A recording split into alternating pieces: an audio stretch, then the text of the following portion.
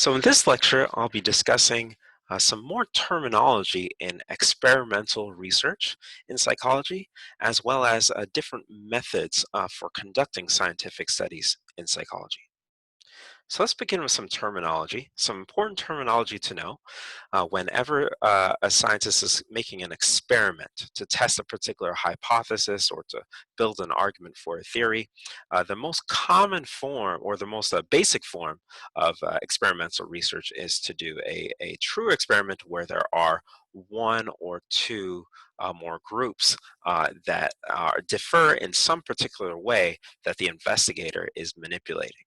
And so some important terminology for us to know is the independent variable and the dependent variable.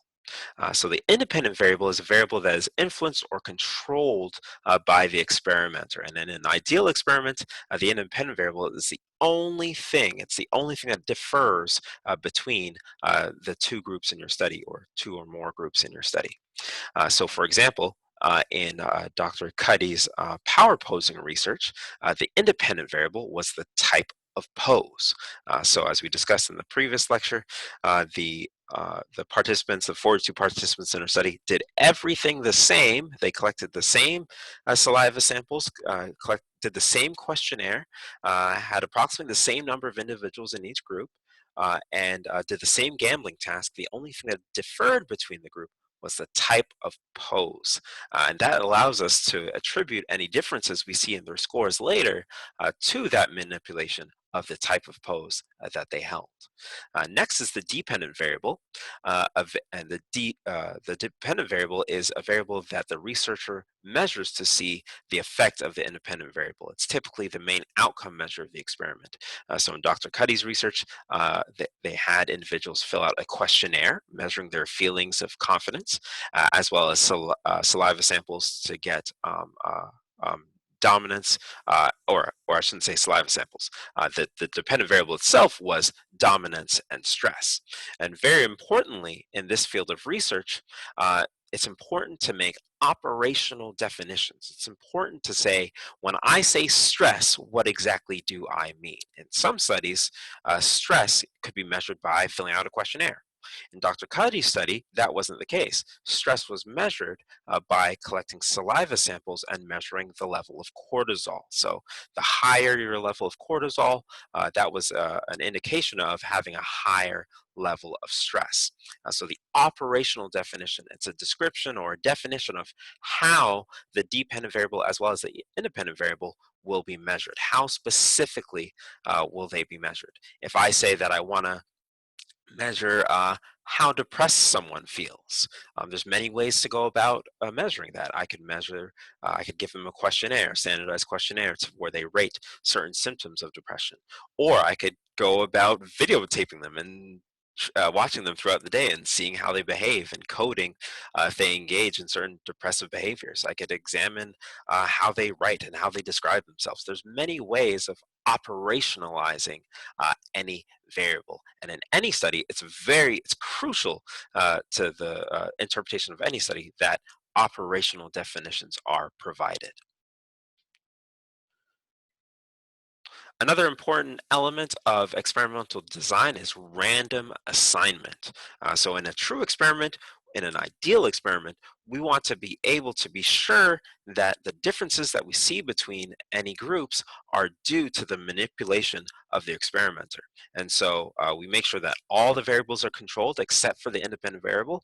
And also we make sure that the groups don't have any pre-existing differences, right? And in order to do that, in order to dissuade any pre-existing differences, individuals that are included in your sample should be randomly assigned to one group or another. It's commonly done using a computer. And this allows us researchers to make inferences about the cause of the differences between two groups and make sure that it's not due to some pre-existing conditions or some pre-existing differences. For example, in Dr. Cuddy's research, we know that men tend to have naturally higher levels of testosterone than women. And so if Dr. Cuddy had put all the men in the high power posing group and all the women in the low power posing group, we would likely see that the high power opposing group would have more testosterone, or perhaps a greater increase in testosterone than the low power opposing group, but we wouldn't be able to say if that's because of the high power pose or the type of pose that they did, or it's because they're male or female. So as you'll see here, it says that there was a random assignment procedure. So the 42 participants were randomly assigned to the high power pose and low power pose condition. And that allows us to make statements about causality, an explanation of the relationship between cause and effect in these groups.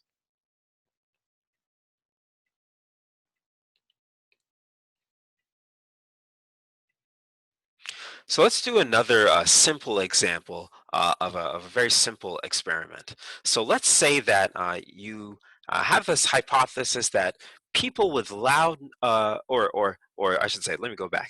Let's say you have the theory that students who take a test without any distractions will perform, or let me put that another way. Taking a test without any distractions is beneficial towards your test performance. It's a very general statement. A more specific statement, a hypothesis statement, would be that people with loud noises in the background will have lower test scores than individuals with no noise in the background. So specifying distraction to the specific example of having noise in your background, you can imagine here we have two groups in front of us, a control group, individuals who have no noise in the background, and an experimental group, which has a whole orchestra in the background. And so the question for this experiment would be, will student test scores will be affected by distracting sounds in the testing environment? And so in this scenario, uh, let's think for a moment, what would be the independent variable? You can pause the video here before I give the answer. What would be the thing that is manipulated by the experimenter? So the independent variable in this case would be the type of noise in the background. So that's what's being manipulated or being organized by the researcher. The researcher is splitting the groups into a group with noise in the background and a group with no noise in the background, and that's what the experimenter has control over, who gets to be in what group. The dependent variable in this scenario would be their performance on the test. So whatever test they're given, uh, most likely higher scores on the test indicating better performance.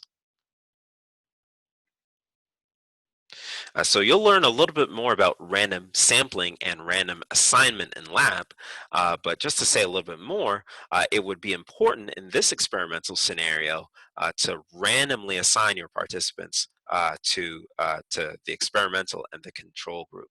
So in this case, the control group is the group that doesn't receive any kind of experimental treatment or experimental factor. So that would likely be the group that has no noise in the background, and the experimental group would be the group that receives the full orchestra in the background while taking a test. So let's say you have the students take a test of their math knowledge, that they have to answer some math questions. And if you have, let's say, 100 undergraduate students, and 50 of those students are math majors, you would want to make sure those 50 math majors are evenly distributed between the two groups, because presumably math majors would be better at doing math problems than non-math majors. That would be something you'd want to consider. If you had an experimental group that was uh, all, let's just pick another major, all graphic design majors, and a control group that was all math majors, we might see an inflated difference to the group, not because of the noise in the background, but due to the pre-existing characteristics of those two groups. So if you saw this result, if you did everything correctly and randomly assigned the individuals to the two groups, and you saw on the y-axis is the test scores, and on the x-axis you see the two groups, the no noise group and the noise group, and you saw that the no noise group had much higher scores than the noise group. This result would support your hypothesis that not having any noise, not having any distractions in the background helps students perform better than having a noise in your background. And so this is a very intuitive example. Uh, if you go further in studying psychology, you'll know that the next step here is not just to look at the difference on a graph, but to determine if this difference is statistically significant. Is it due to chance? Is it just because of the people that we had in our sample, or is this likely to be replicated in larger samples?